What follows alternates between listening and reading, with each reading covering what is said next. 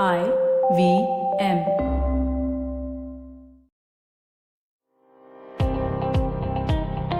Welcome to Police Chowki, a special limited series on your favorite public policy podcast, All Things Policy. This series will take you behind the khaki uniform, beyond the flashing red beacon, and into the heart of the functioning of the Indian police force. We cast a critical eye on the role and function of the police in the Indian democracy, from the silent persistence of paperwork and meticulous investigation to risky counterterrorism efforts and policing in conflict zones.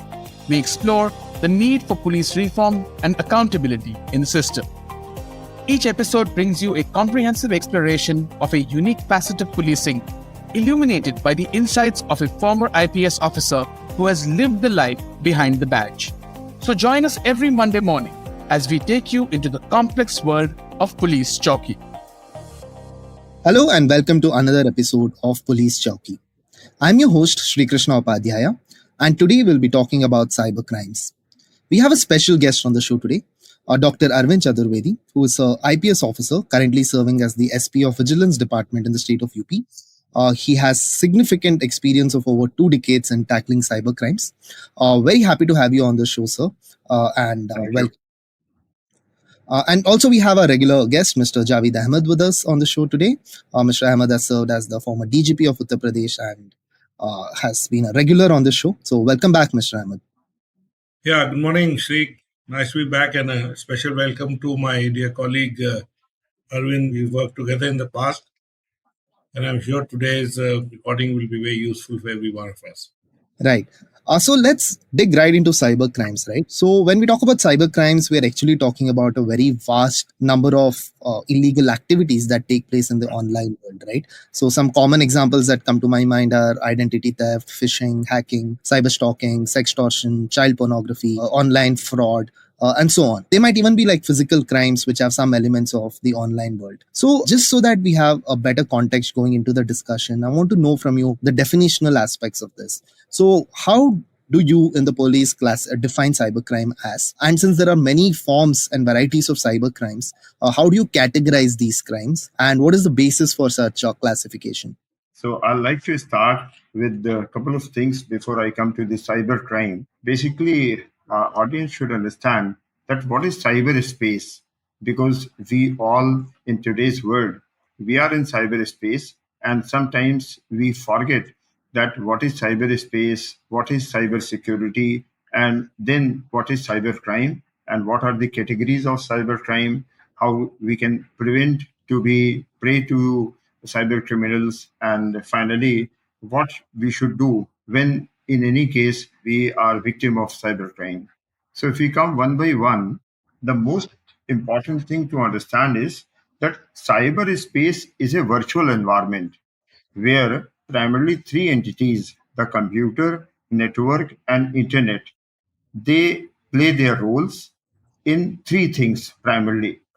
One is storing of data, second is transmitting of data, and third is accessing the data. So our whole cyberspace that revolves around these 3 activities. And later on, we can see that cybersecurity also aims to protect these 3 entities, because everyone on cyberspace, either he's storing his data, or he's transmitting data, or he's accessing data which he has already stored. So the users are individuals, organizations, governments, institutions, all are the users of the cyberspace, and they define their security in different perspectives and different role that they play in the cyberspace.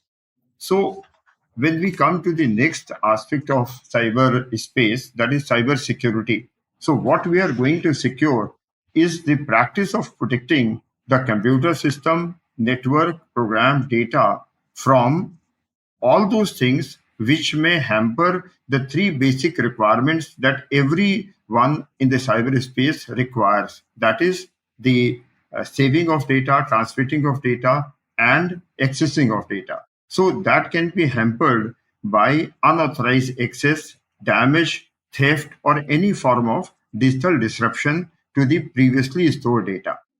So that is the basic practice of cybersecurity. and that comes with a different perspective as we define the user, organization, the user as individual or organization or government or any institution. So now the question is that what is needed for cybersecurity? So there are again three aspects. One is the technical solution to the security of our assets.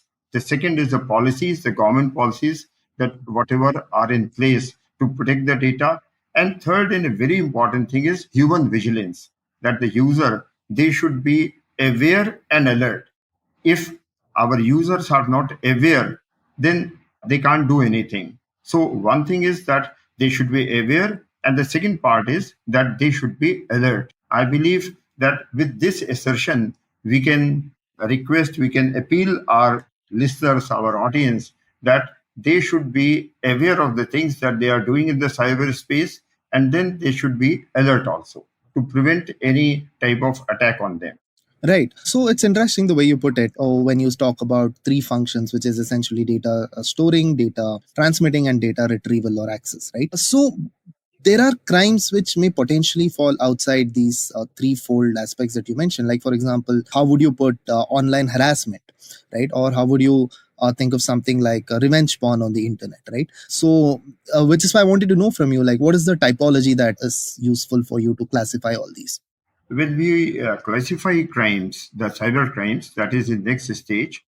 So the cyber crimes can be categorized by their modus operandi, by their outcome. They are very common names that you have already mentioned, like hacking, phishing, wishing, farming, steganography, sextortion. There are so many cyber crimes. They are very popular and they are very common nowadays. But if you ask me as a police officer who has wide experience of handling cyber crimes, then I'll do the classification on a different platform. Categorizing cyber crimes into different forms means that when we analyze that why they are taking place, the cyber crimes are taking place, then I'll say that the one category is to tease, mischief, or disrupt. That's the broad category. Right. And that may involve individual to the country or nations or continents. The second category of cyber crimes will be to harm professional rivals. That is very common these days. The professional rivals, the companies, individuals, you have seen in politics also, that to diminish the reputation of any individual or organizations, such cyber crimes are taking place. The third category is is also very common these days. That is to harm the character or reputation of a person. That may be the victims, may be girls, ladies, or sometimes administrative officers also in financial institutions or other offices who are strict in their administration, and they also face such problems where some people try to harm their reputation or character. And the fourth, the most common cybercrime, that is to gain illicit money. So that may take any form of cybercrime, but the broad category would be to gain money. So in my understanding, the cybercrimes can be broadly classified into these four subcategories where almost every crime is covered. Right. So, Mr. Ahmed, I wanted to get your thoughts on this. What do you think of this kind of classification on the basis of the intent of the offender? I would say that the classification done by the expert, Mr. Arvind, Dr. Arvind, is very useful because when, as a police officer, you are confronted with a crime, your first intent is to find out the motive behind the crime. Is it to disturb the national security of a country, for example, India, including disturb its infrastructural capabilities in various forms? Is it to harm the reputation of an individual, whoever he may be? Is it to make money either by hacking to a bank account or selling drugs in darknet, etc.? Or is it with the purpose of defaming or belittling the reputation of an institution or any other body? So once you are looking at the motives part of it, then as an investigator, it becomes a good starting point to figure out who could have done it, because you know broadly who is the target. For example, if the target is, let us say, the All India Institute of Management Sciences, which happened, a couple of months ago, then the universe of those who could be interested or those who could have perpetrated the crime obviously becomes that much smaller. No individual will do it. It has to be a body. It has to be a body which has the capacity to do that kind of big task within courts. So that's a very good starting point for any investigator. And I think that is why Arvind has given this categorization, which I think is very useful and pragmatic. Right. So we'll go into the investigative and the organizational structure which deals with cyber crimes within the police in just a bit. But let's spend some time on the more important aspect of cyberspace from at least individual's point of view, which Dr. Chaturvedi highlighted at the outset. So when we talk of cyberspace and cybersecurity, these days, of course, everyone is advised to follow a range of measures online to keep themselves safe, right? Like make sure that you have strong passwords, different passwords, store them securely, enable two-factor authentication wherever possible, be aware of phishing or suspicious links, don't click on anything which you're not supposed to, so on. But despite best efforts that an individual might take, just because of the sheer lapse of mind, or it could be just the innovation of the scamster, that a lot of people end up falling prey to cyber crimes. So I have a two-part question for you. First is, could you elaborate on a little bit more about the measures that individuals can take to keep themselves safe in cyberspace? And second is, in case unfortunately they do fall victim to any cyber crime, what are the remedies that are available to them and how should they pursue them? Very rightly you have put that with all awareness, with all alertness, still people are falling prey to the cyber criminals. I'll go one step before I say something about the possibilities of how they can prevent cybercrime. We should talk about why people are susceptible to crime in cyberspace. That is a very, very important aspect to understand and make aware people. To my understanding, there are primarily four reasons why people are susceptible to crime in cyberspace. The one and the foremost reason is that there is no formal training to navigate in cyberspace. If audience can remember, when you start learning how to navigate a bicycle in your childhood, you might remember that there are basically 3-4 steps to practice cycling. One, that somebody will put you on the cycle, somebody will push you, somebody will be there to hold you while landing. So there is a rigorous exercise when you do something in the physical world. But in digital world, it is very simple. If you suggest somebody to download an app and start using, he will do it the next moment without any training. So that makes it very vulnerable to the people who are expert on in cyberspace, and they want to grab such opportunities to make fraud with such people. So that is one thing. So people should be very careful and they should be very choosy that whatever they are downloading, whatever they are installing, they must know the ramifications of it. They must know the security standards built in the facility, and they should be made aware about it. The second thing is hypnotism part. And hypnotism is true in physical world as well as in the digital world. In physical world, sir may agree with me that tappebazi is the most common crime under the head of hypnotism in on streets. So similarly, in digital world, most of the crimes are committed through hypnotism. That hypnotism may last for a couple of seconds to couple of minutes to couple of months and sometimes couple of years also. Sir, That sorry to interrupt you, but what is tappebazi? Sounded interesting, but I don't know. tappebazi is that to disguise a person on a street, like somebody, you are at the red light at some traffic point and somebody comes and knocks you and says that petrol is leaking from your tank, and you suddenly get down and the other person will take your mobile or laptop from the seat. So that is tappebazi, that they will deviate your attention for a couple of seconds, couple of minutes, and the crime will be committed. So that is cheating by tappebazi. diversion. Cheating by diversion, Diversion. basically. Yeah. And The same happens in the digital world also. So hypnotism is something which is very difficult to avoid, because the people who are tricking you are more experienced. They understand that what will be your next question, and they are ready to answer those queries, those answers, to gain your confidence. I have number of cases. If your time permits, I can share a very apt case study also, in short, if your time permits. I don't know how much time Please do go you ahead. have. Please go ahead. Third thing is about unauthorized access.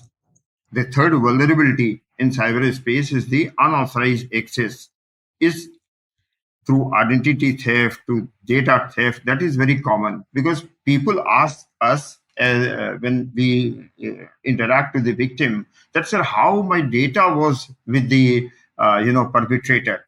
So that is the case of identity theft or data theft.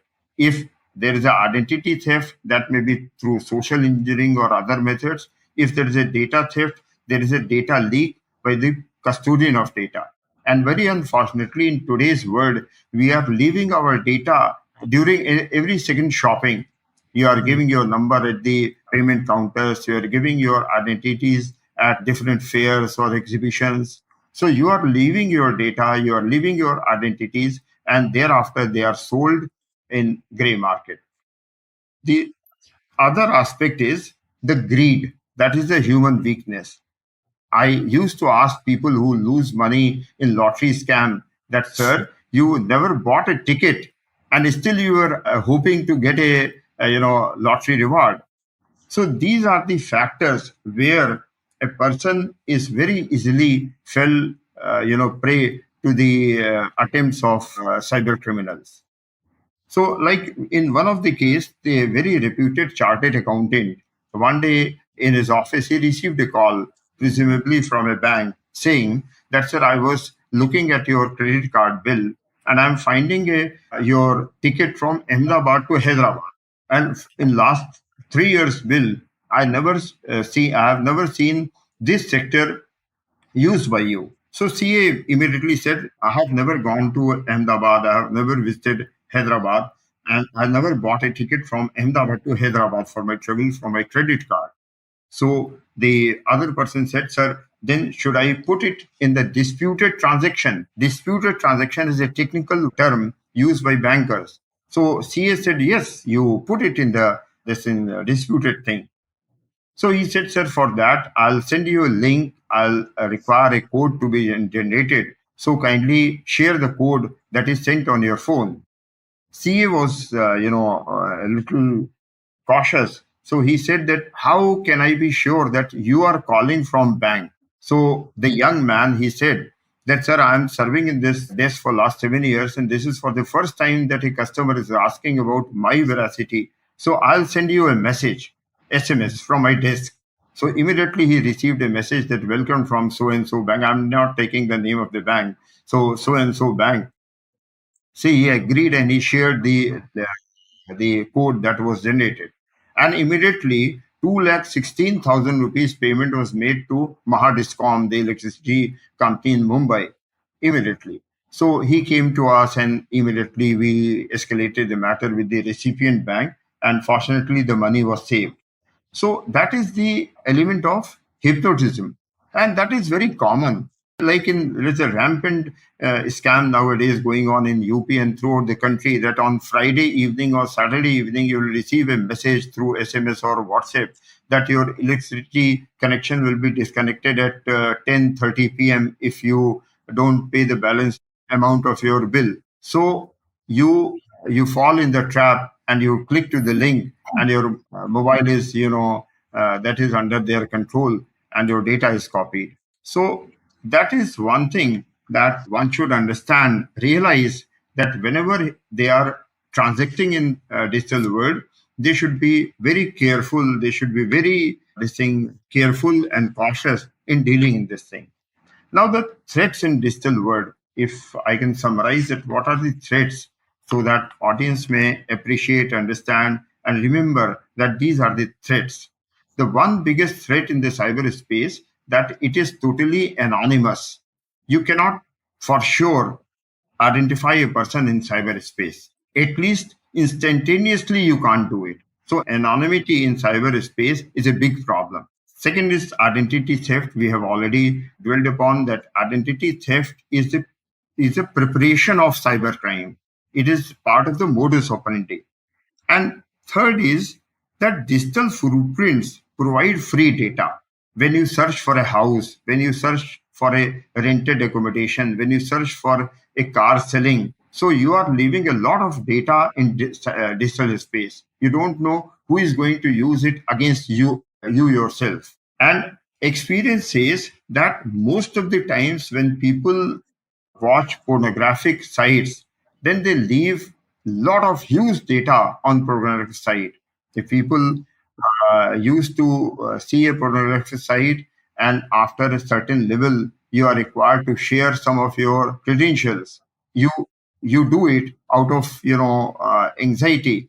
So that is also captured by those website masters, and then it can be sold. It can be misused against you. And the another problem with the cyber digital world is that this can be accessed from any corner of the world.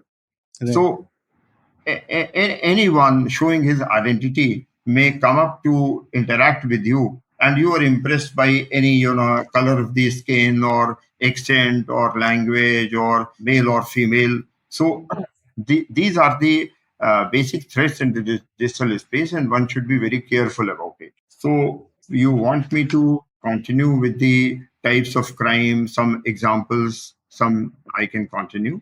What do you No, say? I wanted to know from you, from say a potential cyber victim's perspective, actually from both of you, that what are the remedies? Like, say, if I fall prey to some sort of cyber scam, now there might be like social and familial factors which make me feel ashamed, which make me feel embarrassed to even come up and report many of these instances. So there might be that problem. The other could be that I am not aware of what are the formal channels available for me to pursue my remedy. So these are just some which came to my mind. But what are the recourses available? So if I can take the first part about your question about what the user of the digital world can, or the person who's using the digital world on a day-to-day basis can do. I think the first thing that he has to do is to understand that this is a area which is very convenient, definitely, but at the same time, because of anonymity, it is fraught with dangers or vulnerabilities, and therefore the answer to that is not to be gullible at any time, not to share information with someone who need not have it. And when you are sharing that information, you have to have that confidence that the person who is getting that information will not misuse it. Secondly, entities, whether it is the government or the bank or anyone else, it is important that the public should realize, demand, and expect that these people who are the fiduciaries, they they have all your data, whether it is of your banking details or your passport details or your Aadhaar details. It is their responsibility to have that data in a very safe environment and see to it that their structures, their cybersecurity structures, are strong, robust, and tested every once in a while, so that the data is safe and secure at the point where it has been stored. So these are the two important things. And about the third thing, about what can be done once, unfortunately, someone does become a victim, that Arvind can give you the details in some with some examples possibly. So you very rightly said that what precautions one should take. But I'll like to add a couple of things on the part of individuals as well as on the part of institution, government also. Like a very pertinent example would be that since 2012, government came up with the two-level authentication. Like earlier, it was only punching your PIN, but now it is punching your PIN coupled with the OTP. So if you look at your phones, the OTP comes like I'm reading from my own phone. Dear customer, balance in your account is so and so on the date so and so. bank never asks for OTP. Don't share OTP with anyone. This I'm getting message from one bank. Even if there is OTP, the OTP is displayed in the first line and it says that it expires in 5 minutes or 7 minutes, and thereafter caution is there. So I raised this point to in a meeting to RBI also, that why banks cannot reverse this message, that this caution, that never, bank will never ask for OTP, don't share OTP with anyone, and then the exact OTP figure should come to our mobile, because in the smartphones you need not to open your message to read the OTP, because the OTP comes in the first line itself. So that these are some of the very small initiatives which can be inbuilt in our system, and people may remain more safe. The second thing is that one should be aware of the recent trends in cyber crimes. Like 10 years, 15 years back, there was a Nigerian email scam.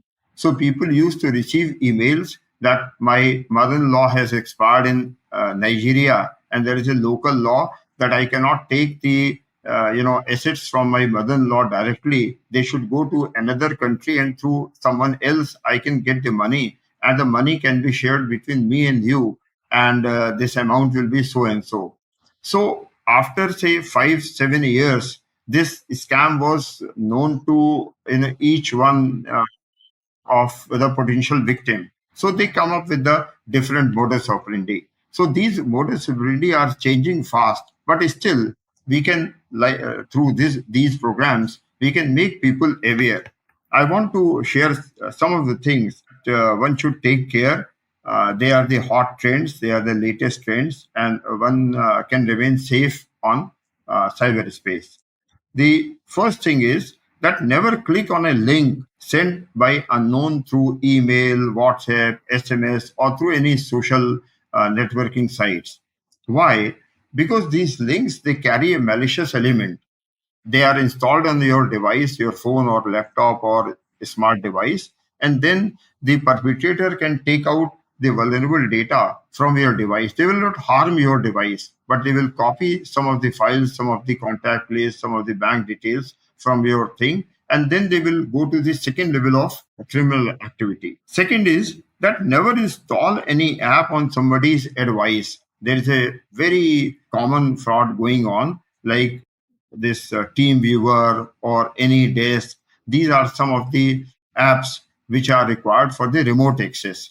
So they install the remote access, these apps on your device, and they copy your data. So these are the some of the common things. OLX or similar platforms are giving large opportunities to the fraudsters. So before you go for any deal on online purchase or sale, you should verify this beyond the scope of that particular website. There are hundreds of open source platforms where you can verify a person. Just don't believe a person wearing an army uniform or air force uniform that he is a genuine person. KYC verification is again a very common method of stealing data from you and later on utilizing for some other criminal activity. One, lastly, you should understand that scanning of QR code is basically for making a payment, not for receiving a payment. So that is also a very common fraud, that people convince you that I want to transfer money in your account, and for that you kindly scan the QR code. So QR code is basically for making payment, not for receiving payment. So these are a couple of things from my side so that people may be more aware.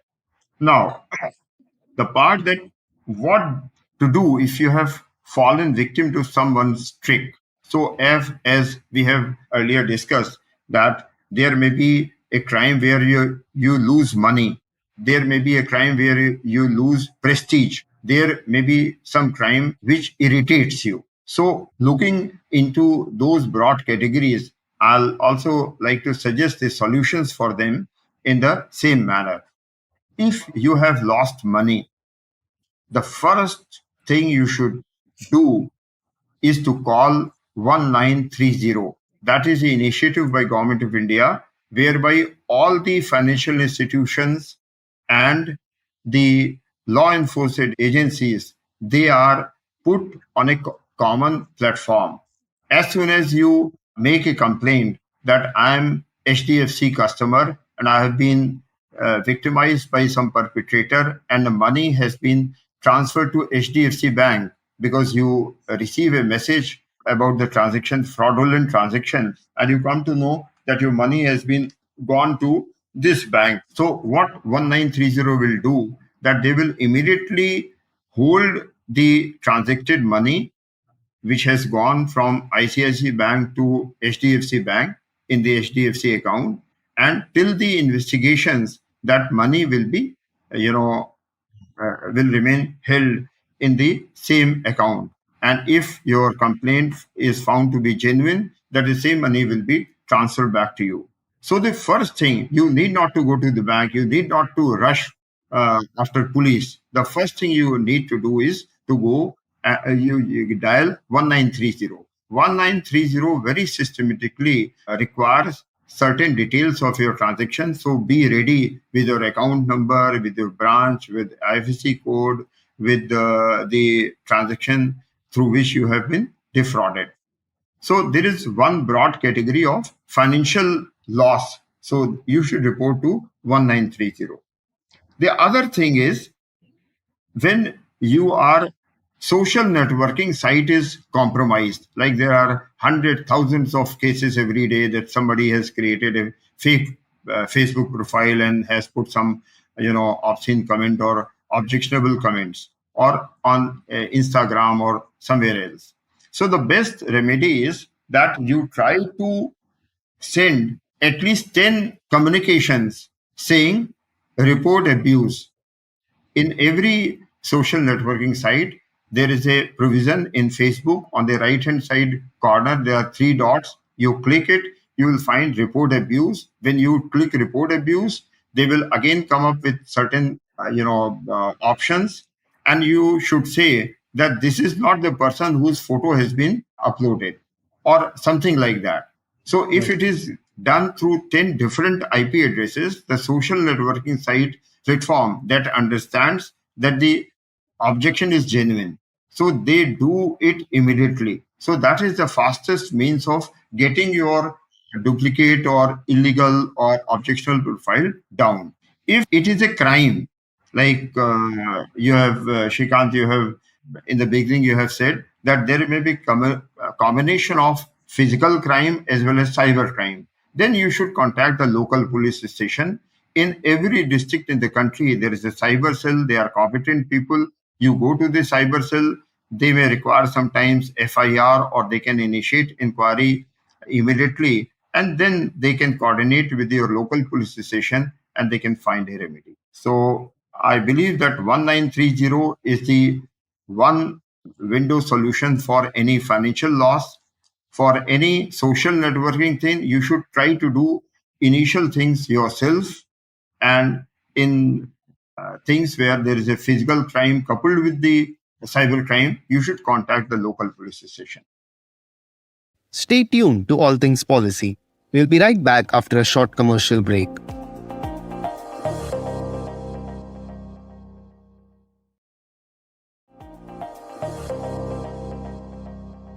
Thank you for that detailed elaboration on the remedies that are available to victims. Now, I wanted to dig a little deeper into the investigative process and the organizational setup within the police, which looks at cyber crimes, right? So, like I think you pointed out earlier, that two biggest problems with dealing in cyber crimes are A, anonymity of the perpetrator, and B, the jurisdictional issue, which means that this perpetrator could be anywhere in the world, right? May not necessarily stay within the local limits of the police town. So in that case, I think one, collaboration between different states or cooperation between different states within the country as well as between countries becomes important. And second, that the police also become tech savvy. They innovate in terms of investigative methods and so on, right? So I think one of the developments which happened recently was that the Home Ministry has set up Indian Cybercrime Coordination Center, or I4C, which is like an umbrella organization which brings under its fold all sorts of different institutions tasked with fighting cybercrime, so that there is better coordination between all of them. So other than this, I just wanted to know from both of you as to A, what is the organizational setup? How are different institutions placed in dealing with cyber crimes, and how do they overcome issues like jurisdiction and so on? And second, how does the investigative process, right from detection to the response to recovery work in this cybercrime? Let me talk about the cyber crimes that affect national security and such matters. First, they are obviously issues that are taken up at the central level, and they are specialized agencies. One of which you named. There are some others like CERTIN and others that are, and there are others which I would not like to name, that are almost on a real time basis monitoring the security of important infrastructures in the digital space that the country has. So that kind of capability, thankfully, this country has developed, and that involves a lot of international cooperation, which also has improved substantially over the last 7 to 10 years. And we have now a situation where these kind of attacks on critical infrastructure of the country are repelled.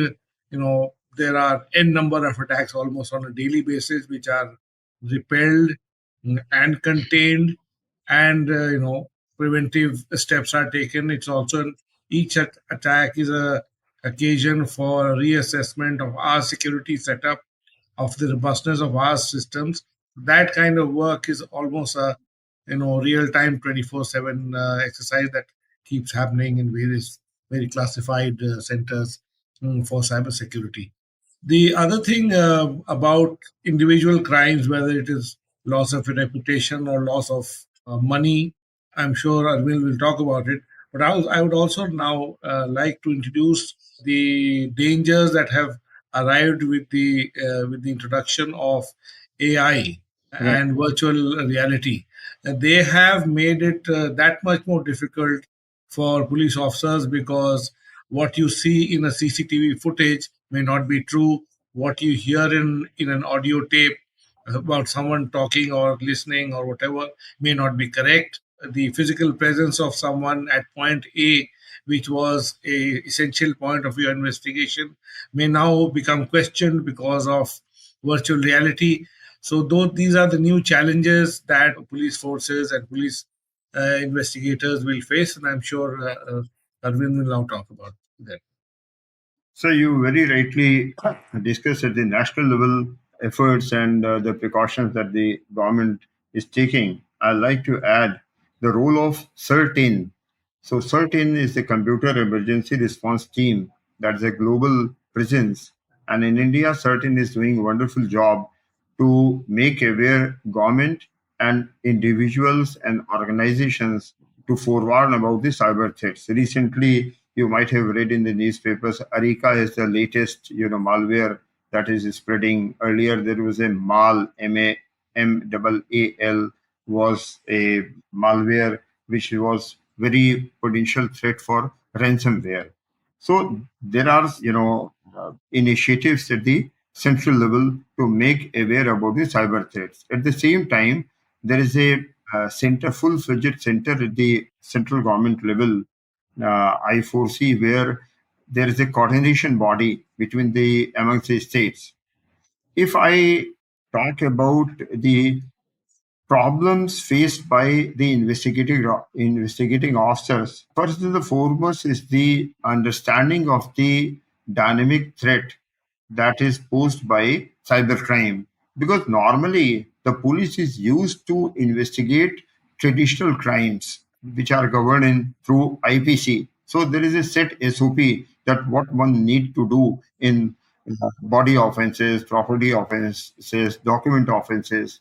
But here in cybercrime, the every time the modus operandi may change. I used to say in my sessions that it is like IED, improvised explosive device, that will unfold before the person in different shapes and forms. So that poses a real difficulty for everyone. After all, our police force is also human. So they need to understand the different types of attempts that cyber criminals make every time. The fundamental of everything in cyberspace is IP address. I want to dwell upon IP address, the importance of IP address. Our audience should appreciate, because the thing that you use every day, mostly people are using internet, at least the survey says 12 to 14 hours every day nationwide. So we forget to understand the importance of the basics of that utility. So internet is identified through IP address. And IP address is a long process at the international level, national level. There are regional registries. We are under APNIC, allots IP addresses to the NIR of every country, that is National Internet Registry. NICSI is the Internet Registry in India. And NICSI allots IP addresses to different ISPs, and those ISPs, they provide IP addresses to individuals. Now, when you look from the perspective of an investigator wants to identify a perpetrator in cyberspace through IP address. But because of the exponential growth in the use of internet, the IP addresses are also, provided to the customers in a very complicated network model. So identifying a person on a particular date, time by user is becoming more and more difficult. And government has to, devise something through policy, through their regulation, that every ISP, every user who is providing internet services has to have potential to identify a user distinctly on their network. So that is one of the problems with the police investigation. I can cite a number of examples where we are not getting proper details in case of crimes are committed. The number two thing is that, unlike physical crime, digital crime can take place from any corner of the world.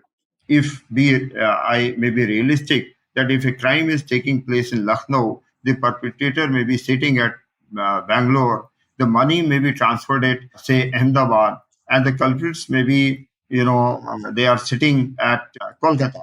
So it is very difficult for any individual police investigator to cover all those places for the purpose of investigation. Sometimes practically it is not possible for a meager amount of money lost that individual team may go to visit each and every place. So government is thinking, the government of India level, it is under thought process that it should be made like a federal crime, and a provision for the co-investigators at different states. There should be a pool of investigators at different states which may assist the investigation of crimes in different states. So that may facilitate for quick disposal of cyber crimes. The third thing in the cybercrime investigation is the role of intermediaries who are the custodian of data. So we have seen in past couple of years that the government has come up with certain very clear-cut instructions, rules, and regulations about the intermediaries also, that what role and what responsibilities they have while transacting into the data for any activity. Another thing is that the IT Act says that the investigation of cybercrime will be done by a police officer of the rank of inspector, not the below the rank of inspector. That is also a hurdle in police. Inspector is not a direct recruitment post. A person may be from constable to head constable to sub-inspector to inspector, he gets promoted, or from sub-inspector to promoted to inspector rank. So the average age is, say, 48, minimum 48 to 50 years of age. So a 50-year age person is not very flexible in his thinking and understanding of new technology. So there are demands by the state where the occurrence of cybercrime is very high, that it should be amended and it should be given to the sub-inspector level. They are younger, they understand the technology, they are more tech savvy, and they can handle the crime investigation very well. So Right. that is from my side, sir. Yeah, that's very interesting actually, especially the fact that the person's investigating should also be able to pick up the nuances of these technology, because they only keep getting more innovative and are more complex as days pass. So before we close, I just wanted to hear your thoughts on what I would like to call the social phenomena behind the rise of cyber crimes. And this thought came into my mind because I was reading upon reports as to how cybercrime hubs are coming up all across the country. Of course, Jamtara was a very famous or infamous district in Jharkhand, which attained the tag of a cybercrime hub, and there was a Netflix series made on it, and so on.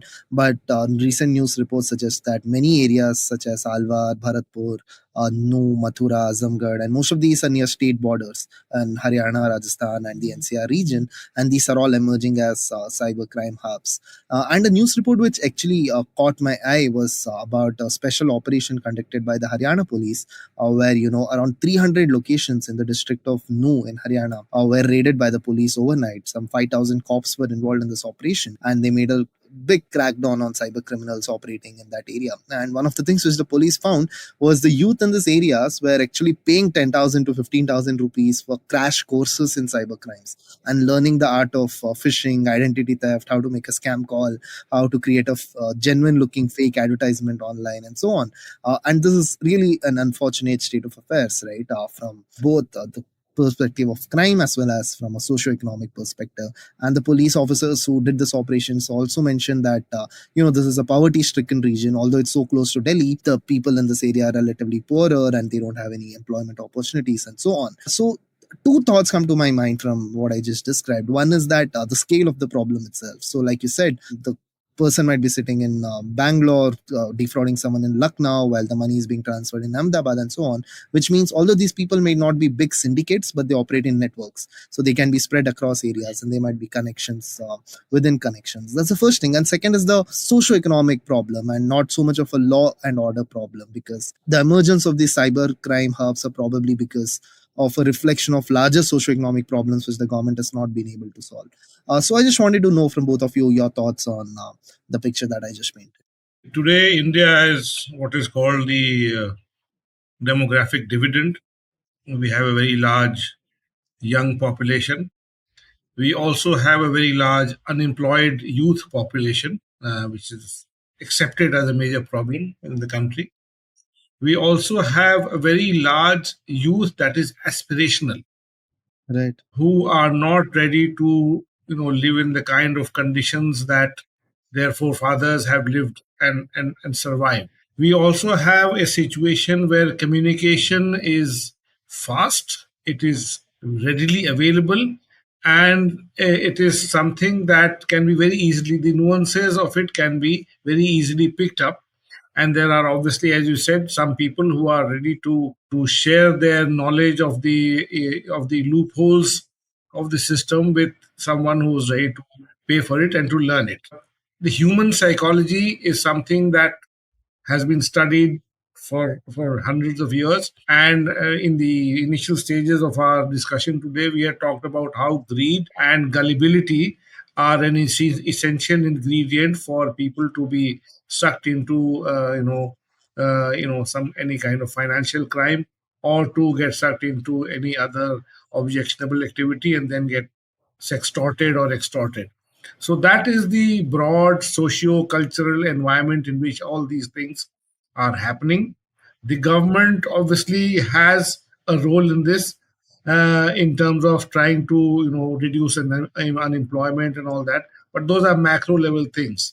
At the police level, just carrying on from where Arvind left about the availability of good investigators, it is at the top management level. This is a big problem for at the HR level, because the people who are empowered to conduct the investigation are people who have moved on in life. They are in their late 40s, early 50s, not so amenable to technology. The younger people who are more amenable to technology and who are more savvy and who probably have more zest and energy to do this kind of work and to on a daily basis, understand new technology and take up new challenges, are people who don't want to get into the government system, because the government system has its rigidities. You will get your next increment after 5 years or whatever number of years, whether you do good or bad. In the private sector, he does one like badass case, and from earning X rupees per annum, he starts earning 5X rupees per annum. So, in an aspirational country, in an aspirational society, in a dynamic environment of technology change, getting and retaining good talent is a HR problem at the leadership level. How do you do it? In the government, you can't have that kind of system of hire and fire. We tried. There was some talk of taking people on contract, but there are other issues related to having contract people, because they will move out, and then what happens in the prosecution and stuff like that. So I'm just highlighting the policy level issues that come up. Now, the last word from our expert, Dr. Chaturvedi. Sir, I fully agree with you that there are certain things that has to be taken at the policy level making. But at the same time, I'll talk about my experience of police service. That be it cyber crime or wildlife crime or illegal arms or illicit liquor, every illegal activity that has grown in groups. That applies to cybercrime also. Why we are taking the names of Jamtara, Noom, Mewat, or places in Rajasthan or some places, because they have grown in groups there.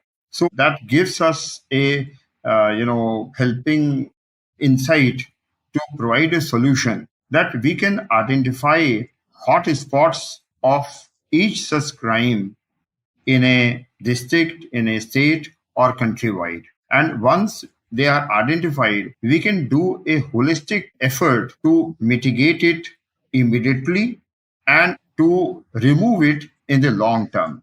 That is a policy matter that requires a very zealous effort, that requires a very sincere and honest effort. I like to quote one of the examples, sir. Sir, maybe knowing that I was SP Barabanki in 2020, and I found that illicit liquor making and drinking and selling is a big problem in this district.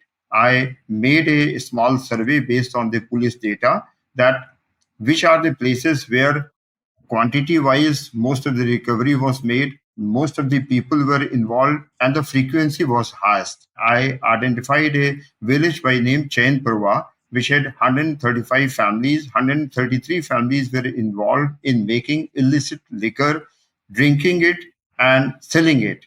32 widows were there in this small village. So I decided to take up as a police initiative under the name Mission Kayakal. And can you believe, sir, that now it is 3 years and there is not a single FIR of illicit liquor in that village in last 3 years. People have changed their mindset. People have changed their aspirations for their livelihood, earning for livelihood, and we are making continuous effort. And I have still working in that village. So that model can be replicated if you have missionary zeal, if you want to change the mindset of people. The same can be applied to any crime infested area and to any corner in the country. So my suggestion or my experience is that the group of people who are involved in particular crime can be made to change their mindset if we are able to provide a respectable level of livelihood for them through some fruitful gainful employment. So that may be a long term solution. Right. And I think the primary takeaway is that this can't be approached simply with a law and order lens, but you have to broaden your scope of policy options and look at it as a larger socioeconomic problems. In any case, thank you so much, Dr. Chaturvedi and Mr. Ahmad, for joining me on this episode of Police Chowki today. I got to learn a lot from both of you, and I hope our listeners benefited from this episode as well. So thank you once again for joining me. Thank you, Sri, and thank you, Arvind. Thank you, sir. If you liked our show, don't forget to check out other interesting podcasts on the IVM network. You can tune into them on the IVM Podcast app, ivmpodcast.com, or wherever you listen to your podcasts. You can also follow IVM on social media. The handle is @IVM Podcasts on Twitter, Facebook, and Instagram. And hey, if you'd like to dive into Takshashila's research on technology, strategy, and economic affairs, check us out at our Twitter handle @TakshashilaINST or our website takshashila.org.in.